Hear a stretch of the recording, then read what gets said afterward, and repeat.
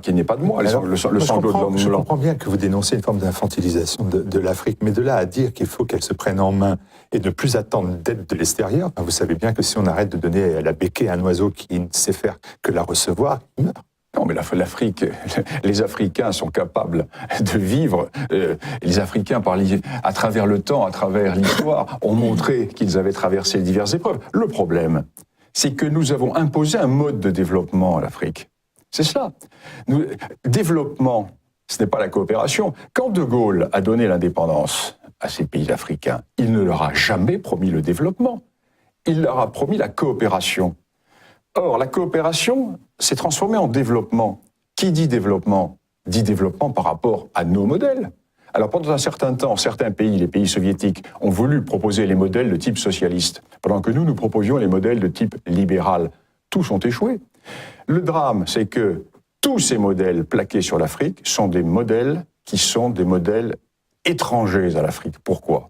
Car ce sont des modèles qui reposent sur des expériences individualistes. Or, les Afriques sont des partis communautaires. Vous ne pouvez pas greffer des prunes sur un palmier, même si vous mettez 3 tonnes d'engrais. Le porte-greffe, ça ne fonctionne pas. Les Africains ne sont pas des Européens pauvres à la peau noire. Ils ont leur civilisation, ils ont leur façon de penser. Et ce qui est traumatisant pour l'Afrique, c'est de vouloir les considérer précisément comme des Européens pauvres à la peau noire. Alors, tous les modèles qui ont marché, entre guillemets, chez nous, doivent leur être appliqués. La démocratie, les droits de l'homme, le libéralisme, etc.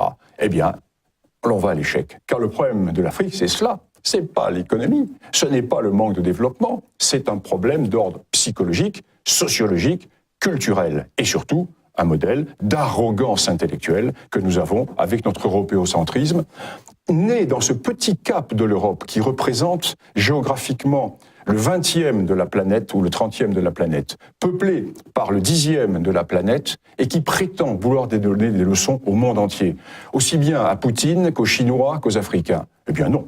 Alors, est-ce qu'il n'y a pas une contradiction quand même dans votre ouvrage ?